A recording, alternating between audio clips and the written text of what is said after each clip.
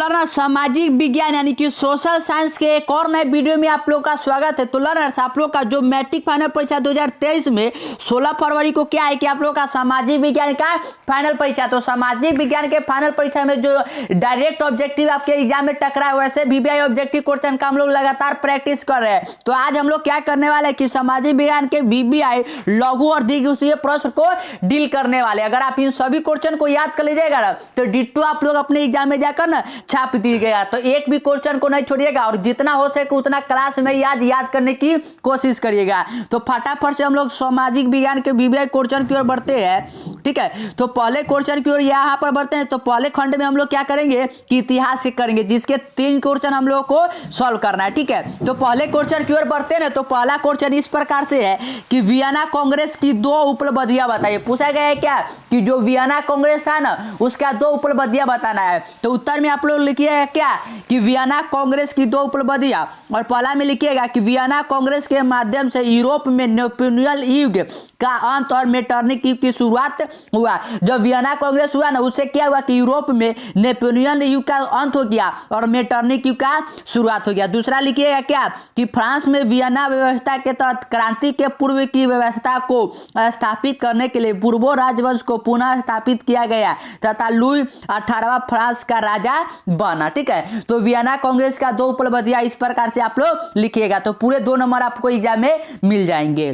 Question number 2 की ओर बढ़ते हैं। तो 2 जो है ना वह इस प्रकार से है कि औद्योगिकी क्रांति के किन्हीं 2 नकारात्मक प्रभाव, मतलब कि उसका नकारात्मक 2 प्रभाव आप लोगों को बताना है। तो उत्तर में लिखिए है क्या कि औद्योगिकी क्रांति के नकारात्मक प्रभाव देकर, और पहले पॉइंट में लिखिएगा कि घरेलू उत्पादन पद्धति का स्थान कारखाना पद्धति ने ले लिया, फलस्वरूप गृह उद्योग नष्ट हो गए। और दूसरे पॉइंट में लिखिएगा क्या कि औद्योगिकी क्रांति के फलस्वरूप बेरोजगारी में वृद्धि हुआ। जब औद्योगिकी क्रांति हुआ ना तो उसे क्या हुआ कि जो गृह उद्योग होता था वह तो नष्ट हो ही गया और साथ ही साथ बेरोजगारी में भी वृद्धि हो गया। क्वेश्चन नंबर 3 की ओर बढ़ते हैं। तो 3 इस प्रकार से कि बिहार के किसान आंदोलन पर संक्षिप्त टिप्पणी लिखे। संक्षिप्त टिप्पणी आप लोगों को लिखना है। जो 3 कठिया प्रणाली था ना तो उसी के बारे में। तो आंसर में लिखिएगा क्या उत्तर में कि महात्मा गांधी भारतीय राजनीति में पर्दापतन के साथ ही किसान आंदोलन की एक नई दशा मिली। इनमें एक प्रमुख है चंपारण आंदोलन। बिहार के चंपारण जिले में नील उत्पादन किसानों की स्थिति बहुत ही दयनीय थी। यहाँ नील गोरों द्वारा 3 कठिया व्यवस्था प्रचलित थी, जिसमें किसानों को अपनी भूमि के 3/20 हिस्से पर नील की खेती करनी होती थी, जो सामान्यतः उसके उपजाऊ भूमि होती थी। जबकि किसान नील खेती नहीं करना चाहते थे क्योंकि इससे भूमि की उर्वरता कम हो जाती थी। बागान मालिक किसानों को अपनी उपज की एक निश्चित धनराशि का केवल उन्हीं बेचने के लिए बाध्य करते थे और यह राशि बहुत ही कम होती थी। ठीक है, इतना लिखने के बाद यहाँ से लिखे है क्या कि इसके अलावा अपने लगान में अत्यधिक वृद्धि कर दी। इन सब अत्याचारों के तरफ से किसान राजकुमार शुक्ल ने 1916 में कांग्रेस के एक लखनऊ अधिवेशन में सबका ध्यान इसकी ओर आकृष्ट किया और महात्मा गांधी को चंपारण आने पर विवश किया। इसके बाद गांधी जी ने किसानों को संगठित कर आंदोलन चलाया। इसे चंपारण सत्याग्रह भी कहा जाता है। ठीक है, तो इस प्रकार से आप लोग बताइएगा क्या कि कैसे किसान आंदोलन हुआ। तो आप लोग इसका आप लोग क्या करें कि फटाफट से एक स्क्रीन शॉट ले लीजिए और सुंदर सुंदर राइटिंग में लिख आइएगा ताकि एक भी नंबर नहीं कटे। और हो सके तो अभी याद करने की कोशिश करें, नहीं तो घर पर तो इसे कैसे भी याद कर ले क्योंकि डिट्टो छपने वाले एग्जाम में। क्वेश्चन नंबर 4 की ओर बढ़ते हैं। तो 4 इस प्रकार से है कि स्लम पद्धति की शुरुआत कैसे हुई। पूछा गया कि जो स्लम पद्धति है ना तो उसका शुरुआत कैसे हुआ। तो उत्तर में लिखिएगा कि छोटे गंदे एवं अस्वास्थ्य स्थानों पर आवासीय स्थल स्लम कहे जाते हैं। मतलब कि जहाँ छोटा छोटा जगह होता है रहने के लिए गंदा या अस्वस्थ स्थान होता है उसे स्लम कहते हैं। तो औद्योगिकीकरण के दौरान शहर में रहने वाले श्रमिकों के लिए आवास की समस्या उत्पन्न हुई। उन्होंने नारकीय स्थिति में रहने की विवश होना पर इस प्रकार के स्लम क्षेत्र की शुरुआत हुआ। तो इस प्रकार से आप लोग स्लम पद्धति की शुरुआत को लिख सकते हैं। क्वेश्चन नंबर 5 की ओर बढ़ते हैं। तो 5 इस प्रकार से है कि आर्थिक संकट से आप क्या समझते हैं। ठीक है, और ये बहुत ज्यादा वीवीआई क्वेश्चन है कि आर्थिक संकट वाला। तो उत्तर में लिखिएगा कि अर्थतंत्र में आने वाली वैसी स्थिति को आर्थिक संकट कहते हैं जब उसके 3 आधार कृषि, उद्योग और व्यापार का विकास अवरुद्ध हो जाए, लाखों लोग बेरोजगार हो जाए, बैंकों और कंपनियों का दिवाला निकल जाए तथा वस्तु और मुद्रा दोनों बाजार में कई कीमतें नहीं रहे। 1929 से 30 आर्थिक संकट इसका उदाहरण है। ठीक है, इसका उदाहरण 1929 से लेकर 30 है। तो आर्थिक संकट को इस प्रकार से आप लोग लिख लीजिएगा। और क्वेश्चन नंबर 6 की ओर बढ़ते तो 6 में है क्या कि चंपारण सत्याग्रह का संक्षिप्त परिचय दे। जो आप लोगों को किसान आंदोलन का संक्षिप्त परिचय क्वेश्चन नंबर 3 में करवाया ना, वही सेम का सेम है। तो उत्तर में लिखिएगा क्या कि महात्मा गांधी के आंदोलन का आरंभ चंपारण से हुआ। इस आंदोलन को गांधी जी ने सत्य और अहिंसा के हथियार बताया था, इसीलिए इसे चंपारण सत्याग्रह कहा जाता है। तो इस प्रकार से आप लोग जस्ट सिंपल लिखिएगा, क्योंकि ये 2 नंबर वाला है। तो इस प्रकार से हम लोग का इतिहास का जो 6 क्वेश्चन पूछा जाता है, जिसमें 3 क्वेश्चन बताना होता है, तो हमने 6 क्वेश्चन को डील कर लिया। तो अब हम लोग क्या करेंगे कि दीर्घ उत्तरीय यानी कि जो 4 नंबर का क्वेश्चन होता है उसे सॉल्व करेंगे। तो यहाँ पर निर्देश में दिया हुआ है क्या कि प्रश्न 7 और 8 दीर्घ उत्तरीय कोटि के प्रश्न, इनमें से एक प्रश्न का उत्तर देना है, ठीक है, जो 4 अंक का लिए निर्धारित है। तो क्वेश्चन की ओर बढ़ते हैं, तो क्वेश्चन देखते हैं, ठीक है। तो क्वेश्चन देखते हैं यहाँ पर। तो क्वेश्चन जो है ना वो इस प्रकार से है, 7 नंबर, जो 7 नंबर क्वेश्चन है ना वो इस प्रकार से यहाँ पर दिया हुआ है कि भारतीय राष्ट्रीय आंदोलन में प्रेस की भूमिका एवं प्रभाव की समीक्षा करें। कहा गया है कि जो हमारा भारतीय राष्ट्रीय आंदोलन है तो उसमें प्रेस की भूमिका और प्रभावों का हम लोग को समीक्षा करना है, ठीक है। तो इसका उत्तर आप लोग यहाँ से लिखिएगा कि जनमानस तैयार करने में प्रेस की भूमिका अत्यंत महत्वपूर्ण होती है। समाचार पत्र पत्रिका विविध घटना, समस्या तथा विचारों के संबंध में जनता को सूचना प्रदान करने का कार्य करते हैं। साधारणतः समाचार पत्रों में प्रकाशित इन सूचना और विचारों के आधार पर जन संचारण और विचारों का निर्माण करते हैं। शिक्षा के अधिकार प्रचार प्रसार के समाचार पत्र जनमत निर्माण एवं उसकी अभिव्यक्ति के सबसे महत्वपूर्ण साधन बन गए हैं, ठीक है। उसके बाद यहाँ से लिखिएगा एक लाइन छोड़कर क्या कि भारत में प्रेस का विकास ब्रिटिश सरकार के निरंकुशतापूर्ण शासन में विरोधी के बीच हुआ। ब्रिटिश शासक द्वारा समय समय पर प्रेस पर नियंत्रण लगाने के पीछे सबसे बड़ा कारण स्वतंत्र लेखन से राष्ट्रवादी विचारधारा को बल मिलना था।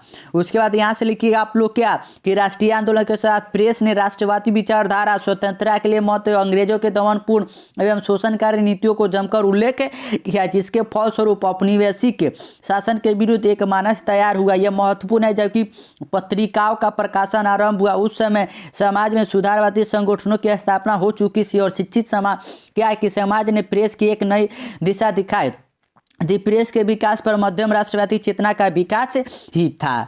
उसके बाद यहाँ से लिखिए क्या कि अंबिका प्रसाद वाजपेयी ने प्रेस के विषय में ठीक ही लिखा था कि भारत के प्रेस एवं छापखाने और समाचार पत्र गैर सरकारी अंग्रेजों के उद्योग के स्थापित हुए थे। शासकों के पक्ष में पशु बल था और संपादकों पर नैतिक बल, और अंत में उसकी विदाई हुई, ठीक है। तो इस प्रकार से लिखिएगा ना तो पूरे 4 नंबर के 4 नंबर ना आपको एग्जाम में मिल जाएंगे। तो मैं इसको जूम इन कर देता हूँ, आप लोग इसका स्क्रीनशॉट ले लीजिए और अगर आप लोग के पास हो तो आप लोग इसके अच्छी तरह से याद कर लीजिए, क्योंकि यह इस बार का ना बहुत ज़्यादा VVI क्वेश्चन है। तो क्वेश्चन नंबर 8 की ओर बढ़ते हैं।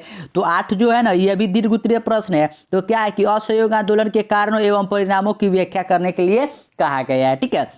तो उत्तर में लिखिएगा आप लोग क्या कि हिंदू मुस्लिम एकता को मजबूत करने और राष्ट्रीय आंदोलन को मजबूत करने के उद्देश्य से महात्मा गांधी के नेतृत्व में कांग्रेस ने 1921 में असहयोग आंदोलन की घोषणा कर दिया था, ठीक है। उसके बाद लिखिएगा असहयोग आंदोलन के कारण। तो पहला लिखिएगा कि खिलाफत अर्थात तुर्की के खिलाफ के पश्चिमी देशों तरफ पद से हटाने पर खिलाफत शुरू हुए, खिलाफत आंदोलन का समर्थन करना। दूसरा, पंजाब में ब्रिटिश सरकार की बर्बर कार्रवाई के लिए क्या है कि विरुद्ध न्याय प्राप्ति और स्वराज की प्राप्ति। उसके बाद क्या लिखिएगा कि असहयोग आंदोलन के परिणाम में कि यह आंदोलन चौरी चौरा के हिंसक घटना के बाद वापस ले लिया गया, फिर यह आंदोलन लक्ष्य प्राप्ति के सफल रहा। इस आंदोलन के निम्नलिखित परिणाम हुए। जनता का अपार सहयोग किया। उसके बाद क्या है कि सरकारी शिक्षण संस्कार का बहिष्कार कर देशी शिक्षण संस्थानों की स्थापना और विकास हुआ, जैसे कि काशी विद्यापीठ, हिंदी विद्यापीठ, जमलिया मिलिया हिंदू विश्वविद्यालय आदि। और तीसरा में लिखिएगा कि इस आंदोलन में हिंदू मुस्लिम दोनों एक होकर भाग लिया था।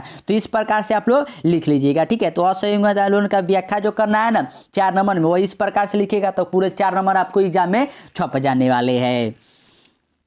तो अगले अति की ओर बढ़ते हैं। तो अगला क्या है कि आप लोग का राजनीतिक शास्त्र से क्वेश्चन है, ठीक है। ये क्या है कि प्रश्न संख्या 13 और 14 के दीर्घ उत्तरीय प्रश्न है। किसी एक पत्र का उत्तर देने प्रत्येक के 4 अंक निर्धारित है। 4 अंक के लिए आप लोग को कहा गया, ठीक है। ये राजनीतिक शास्त्र का है ना कि VVI यह दीर्घ उत्तरीय प्रश्न है, ठीक है। तो ये मैंने लाया है आप लोगों के लिए स्पेशल, तो आप लोग इसे याद कर लीजिएगा। तो 13 नंबर की ओर बढ़ते हैं। तो 13 है कि ग्राम पंचायत के संगठन एवं कार्यों का वर्णन करें। तो उत्तर में लिखिएगा कि पंचायती राज का स्वरूप त्रिस्तरीय होता है। पहला ग्राम पंचायत, दूसरा पंचायत समिति, तीसरा जिला परिषद। लिखिएगा एक लाइन छोड़ के कि ग्राम पंचायत का प्रधान मुखिया होता है। ग्राम पंचायत का चुनाव ग्राम सभा के सदस्यों 5 वर्षों के लिए किया जाता है। ग्राम पंचायत के प्रमुख अंग है ग्राम सभा, कार्यकारिणी समिति, पंचायत समिति, सेवा, ग्राम रक्षा दल एवं ग्राम कचहरी। उसके बाद यहाँ से लिखिएगा आप लोग क्या कि ग्राम पंचायत के कार्य में कि पंचायत क्षेत्र के विकास के लिए वार्षिक योजना एवं वार्षिक बजट तैयार करना, प्राकृतिक विपदा में सहायता करने के कार्य करना, सार्वजनिक संपत्ति के अतिक्रमण हटाना, स्वैच्छिक श्रमिकों को संगठित करना और सामुदायिक कार्यों को स्वैच्छिक करना, नालियों, शौचालय आदि का निर्माण करना, इसकी देखभाल करना, और छठा में लिखिएगा कि स्वच्छ पेयजल का प्रबंधन करना। तो इस प्रकार से आप लोग लिख लीजिएगा। तो यहाँ से आप लोग इसका भी स्क्रीनशॉट ले लीजिए और सुंदर सुंदर राइटिंग में लिखिएगा ना, तो पूरे 4 नंबर का 4 नंबर ना आपके एग्जाम में छपने वाले हैं। तो अगले क्वेश्चन की ओर बढ़ते हैं। तो क्वेश्चन नंबर जो 14 है ना, तो 14 इस प्रकार से दिया हुआ है कि लोकतंत्र की सफलता के लिए कौन सी आवश्यक शर्तें, लोकतंत्र अगर या डेमोक्रेसी को सफल कराना है तो उसके लिए क्या आवश्यक शर्त है उसको लिखना है। तो उत्तर में लिखिएगा आप लोग क्या कि लोकतंत्र की सफलता के लिए आवश्यक कारक का भारत में अभाव है। लोकतंत्र के बाधक तत्वों का निराकार किया जाना चाहिए ताकि देश का समग्र विकास हो सके। लोकतंत्र की सफलता की प्रमुख शर्तों का निम्नलिखित बिंदु अंतर्गत वर्णन किया जा सकता है। ठीक है, उसके बाद बढ़ते हैं। तो पहला जो यहाँ पर पॉइंट है ना, पहला इस प्रकार से कि प्रबुद्ध जनमत। लोकतंत्र की सफलता का प्रथम शर्त यह है कि जनमत जागरूक एवं बुद्ध हो, क्योंकि यह विभिन्न सरकारों की गतिविधियों को नियंत्रित करने लोकतांत्रिक सरकार का जनमत की उपेक्षा नहीं कर सकती है। क्वेश्चन नंबर दूसरा पॉइंट लिखिएगा क्या कि राजनीतिक दलों की मजबूती स्थिति। लोकतांत्रिक शासन व्यवस्था में सफलता के लिए मजबूती राजनीतिक दलों का होना आवश्यक है। हमारे देश में 7 राष्ट्रीय दल एवं सैकड़ों क्षेत्रीय राजनीतिक दल कार्यरत है। उसके बाद तीसरा में लिखिएगा क्या कि सामाजिक सौहार्द। लोकतंत्र की सफलता के लिए यह जरूरी है कि विभिन्न प्रजातियों एवं धर्म के मानने वाले लोग सामाजिक सौहार्द का काम रखें एवं विभिन्न धार्मिक एवं सामाजिक समूहों के बीच सामंजस्य का होने का बहुत जरूरी है। और चौथा में लिखिएगा कि आर्थिक समानता। लोकतंत्र की सफलता के लिए जरूरी है कि देश भर में आर्थिक समानता की स्थापना वो भारत सरकार ने आर्थिक असमानता को दूर करने के लिए पर्याप्त उपाय किए हैं। ठीक है, तो इस प्रकार से आप लोग लिख लीजिएगा। ठीक है, तो 14 नंबर का भी आप लोग स्क्रीनशॉट ले लीजिए और जैसे भी हो इसे या इस सभी को आप लोग याद कर लीजिए, क्योंकि ये सभी क्वेश्चन है डिट्टो आपके एग्जाम में छपने वाले प्रश्न है। ठीक है, और आप लोगों को वीडियो पसंद आया तो वीडियो को लाइक कर लीजिएगा, चैनल को सब्सक्राइब कर लीजिएगा और दोस्तों के साथ शेयर भी कर दीजिएगा वीडियो को।